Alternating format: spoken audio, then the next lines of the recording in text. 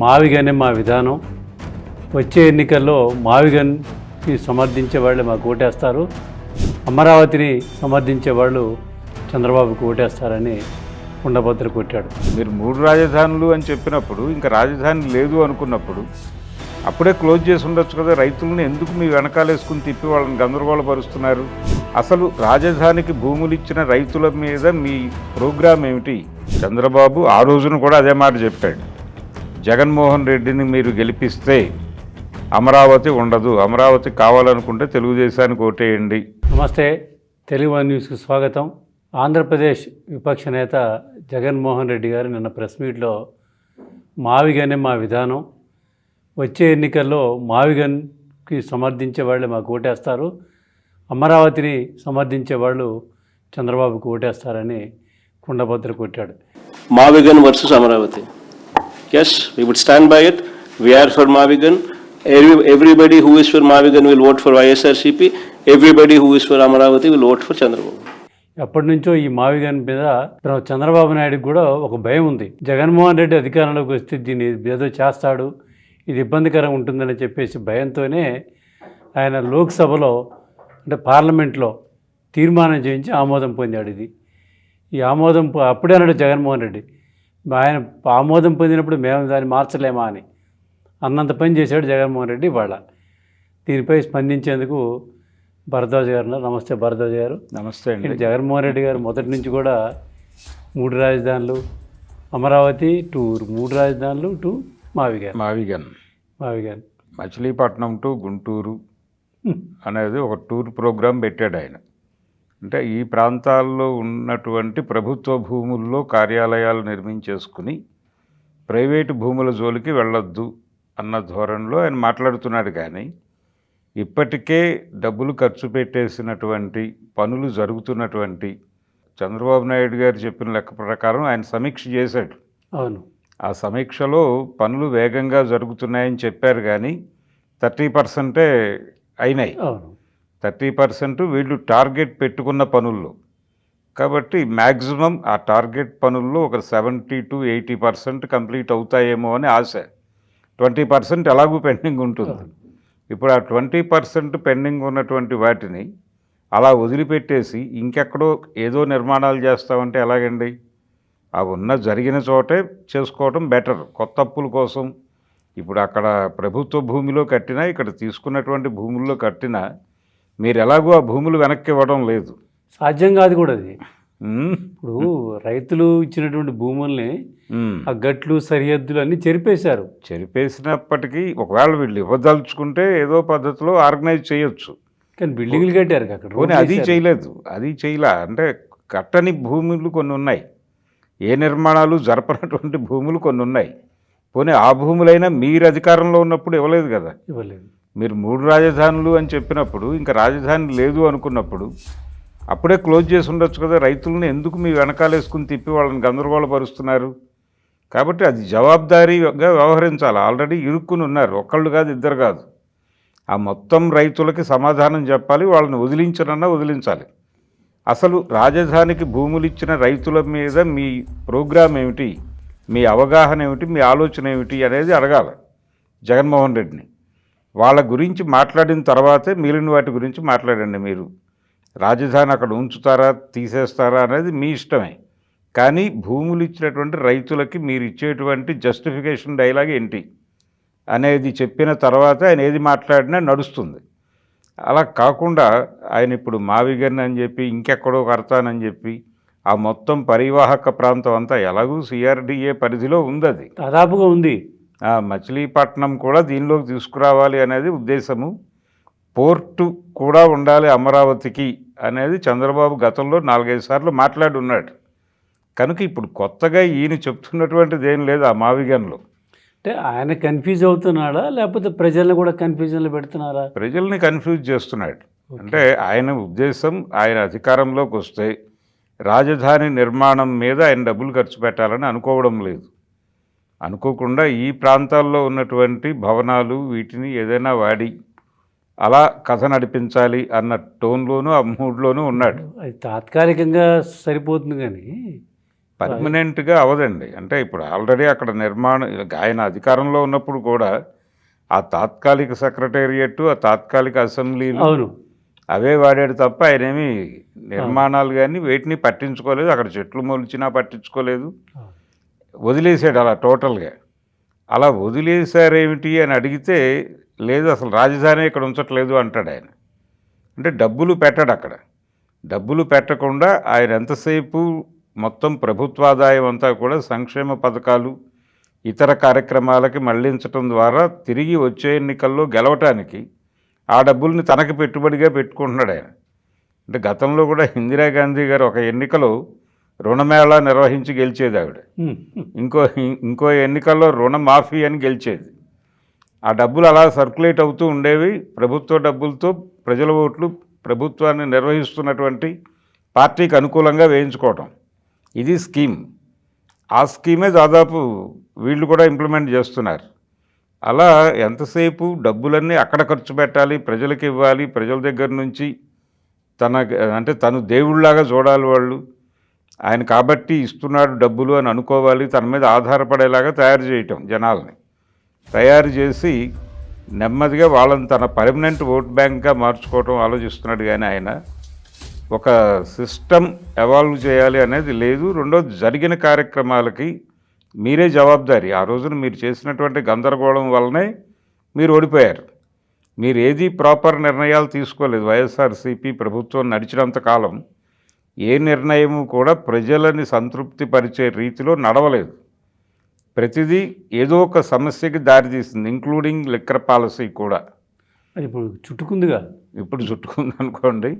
అంటే ఆ రోజున ఆయన చెప్పాడు, నేను మొత్తం ప్రభుత్వ రంగంలోనే అమ్మిస్తాను ఈ డబ్బులన్నీ. అంటే రేట్లు పెంచినా అది ప్రభుత్వానికి లాభం వస్తే ప్రజలకే కదా, కాబట్టి ధరలు పెంచుదాం, ధరలు పెంచితే తాగేవాళ్ళు తగ్గిపోతారు, మద్యపాన నిషేధం అమలు చేయటం నా లక్ష్యం, దానికోసం రేట్లు పెంచుతున్నాను, ఇవన్నీ చెప్పాడు. కానీ ఇవన్నీ కూడా డబ్బులు మళ్లించటం కోసం చేస్తున్న స్కీము అనేది ప్రజలకు ఆ రోజునే తెలుసు. కానీ సరే కానీ అన్నారు అంతవరకే. ఇప్పుడు కూడా అదే పరిస్థితి. ఆయన లాస్ట్ టైం గెలిచినప్పుడు రాజధాని గురించి ఆయన ఏమీ మాట్లాడలేదు. చంద్రబాబు మాట్లాడాడు. చంద్రబాబు ఆ రోజున కూడా అదే మాట చెప్పాడు, జగన్మోహన్ రెడ్డిని మీరు గెలిపిస్తే అమరావతి ఉండదు, అమరావతి కావాలనుకుంటే తెలుగుదేశానికి ఓటేయండి అని చెప్పాడు ఆయన. ఏది ఎన్నికల సభల్లో, 19 ఎన్నికల సభల్లో చెప్పాడు. బాగానే ఉంది. కానీ జనాలు జగన్కి ఓటేశారు. జగన్ దాన్ని ఒక అడ్వాంటేజ్గా తీసుకున్నాడు. రాజధాని పరిధిలో కూడా మంగళగిరితో సహా టోటల్గా తీసుకెళ్ళి ఆయన చేతిలో పెట్టారు. దీన్ని గ్రాంటెడ్గా తీసేసుకున్నాడు జగన్మోహన్ రెడ్డి. తీసేసుకుని ఆయనేమో రెఫరెండంగా వెళ్ళాడు అమరావతి మీద. అమరావతి అక్కర్లేదు అన్నారు రైతులు, అక్కడ ఉన్నటువంటి ఓటర్లు. కాబట్టి నేను వాళ్ళ అభిప్రాయాన్ని శిరోధార్యంగా తీసుకుంటున్నాను, రాజధాని లేదు ఇక్కడ అన్నాడు. రాజధాని లేదు అని అంటాడని వీళ్ళు ఊహించలేదు. ఆ రోజున చంద్రబాబు మీద ఉన్నటువంటి రకరకాల ఇబ్బందులతో డైవర్ట్ అయ్యి ఇటు వేశారు. ఒకసారి అవకాశం ఇవ్వమన్నాడు కాబట్టి కూడా ఇచ్చి ఉండొచ్చు. కానీ దాన్ని అడ్వాంటేజ్గా తీసేసుకుని ఆయన రెఫరెండంకి వెళ్ళాడు అని చెప్పి ఈయన అదే నిర్ణయాన్ని అమలు చేసేటప్పుడు ఆ రైతులకు ఒక మాట చెప్పాలి కదా. నీ ప్రోగ్రాం చెప్పడానికి ముందు ఆయన అసెంబ్లీలో అనౌన్స్ చేయడానికంటే ముందు సమావేశం కావాల్సింది రైతులతో.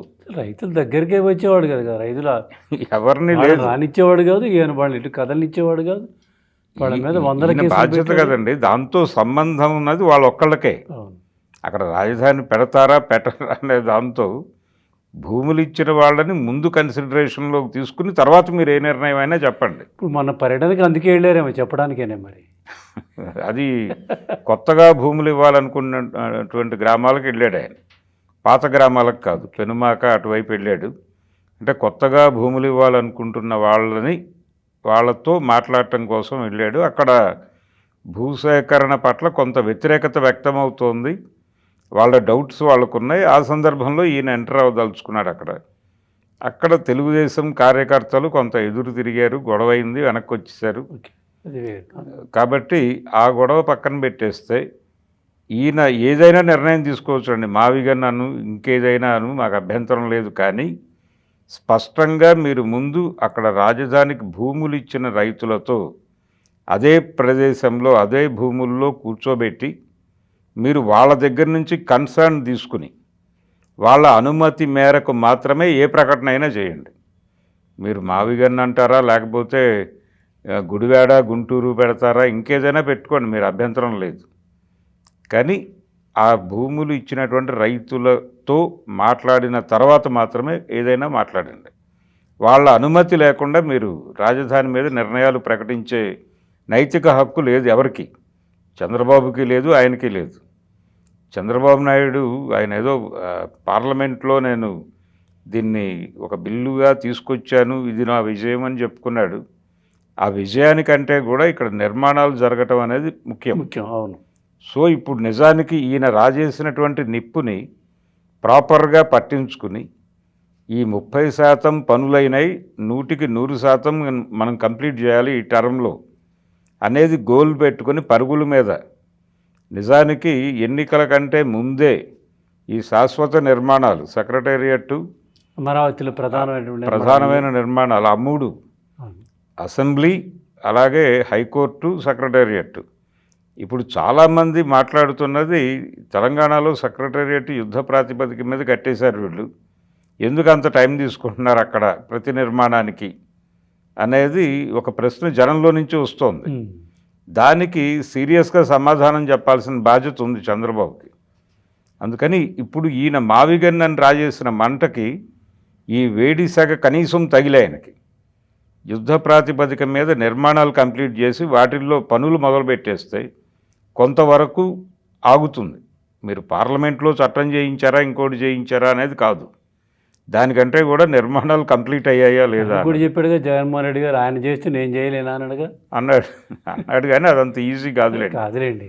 అంటే ఆయన పార్లమెంటులో ఆయనకు తగినంత బలం ఉండాలి, ఆయన అసెంబ్లీలో బలం సాధించగలడు, కానీ పార్లమెంట్లో బిల్లు నెగ్గించుకోవాలంటే మళ్ళీ బీజేపీ ఆశీర్వాదం కావాలి. దీనిలో ఆల్రెడీ వాళ్ళు ఆశీర్వాదం ఇచ్చారు, మళ్ళీ ఇమ్మీడియట్గా ఇంకొక బిల్లుకి, దీనికి రివర్స్ బిల్లుకి ఆశీర్వాదం ఎలా ఇస్తారు వాళ్ళు? వాళ్ళ ఆశీర్వాదం లేకుండా ఇది అవ్వదు. ఒకవేళ వాళ్ళు దానికి కూడా ఆశీర్వాదం ఇస్తే ఆంధ్రప్రదేశ్లో వాళ్ళని సమాధి చేస్తారు కాంగ్రెస్ పార్టీ లాగా. ఆ జ్ఞానం ఉంది వాళ్ళకి. అందుకని అలాంటి బిల్లులు ఏవి కావులేండి, అవి సాధ్యం కాని పని. కానీ చంద్రబాబు నాయుడు మాత్రం దీని మీద నిర్ణయం తీసుకుని యుద్ధ ప్రాతిపదిక మీద రాజధాని నిర్మాణాలన్నీ కూడా కంప్లీట్ చేయాలి. అసలు జగన్మోహన్ రెడ్డి గారు ఎందుకు ఈ క్షణక్షణం వైఖరిలో మార్చుకోవడం? ఇండో అసెంబ్లీలో చెప్పాడు, అమరావతికి నేను ఆమోదం చెప్తున్నాను, ఓకే గుడ్ వెళ్ళండి మీరు అన్నాడు. అధికారంలోకి రాగానే రూట్ మార్చేసి 3 రాజధానులు అన్నాడు. అధికారంలోకి రాగానే ఆయనకు అదేనండి, ఇప్పుడు అది ఆయన రెఫరెండంకి వెళ్ళాడు, ఆ రెఫరెండంకి జనాలు వ్యతిరేకం. పోనీ దాని మీద కట్టుబడి ఉన్నాడా ఇప్పుడు? మళ్ళీ ఇప్పుడు మావిగానే అంటున్నాడు. అదే ఆ రోజున ఆయన కనిపించింది 3 ప్రాంతాల సమగ్ర అభివృద్ధి అని చెప్పాడు. రాయలసీమకి హైకోర్టు, అలాగే ఉత్తరాంధ్రకి సెక్రటేరియట్, దక్షిణాంధ్రకి అసెంబ్లీ అని చెప్పాడు. సిద్ధాంతం బాగానే ఉంది కానీ హైకోర్టుని సుప్రీంకోర్టు వారు ఆమోదించకపోవడంతో ఒక రాజధాని అయిపోయింది. 2 రాజధానుల్లో మీరు నిర్మాణాలు మొదలుపెట్టారు కానీ ప్రాపర్ నిర్మాణం జరగలేదు. రెండోది స్టాఫ్ను మూవ్ చేస్తానన్నారు కానీ మూవ్ చేయలేదు. ఇక్కడే ఎందుకు ఉంచారు మీరు, అన్నిసార్లు ఎందుకు వాయిదాలు పడింది అది అనేదానికి సమాధానం లేదు ఎవరి దగ్గర. కనుక ఆయన అనుకుంటాడు తప్ప ప్రాక్టికల్గా జరగదేది అనేది కూడా జనాలకు అర్థమైపోయింది.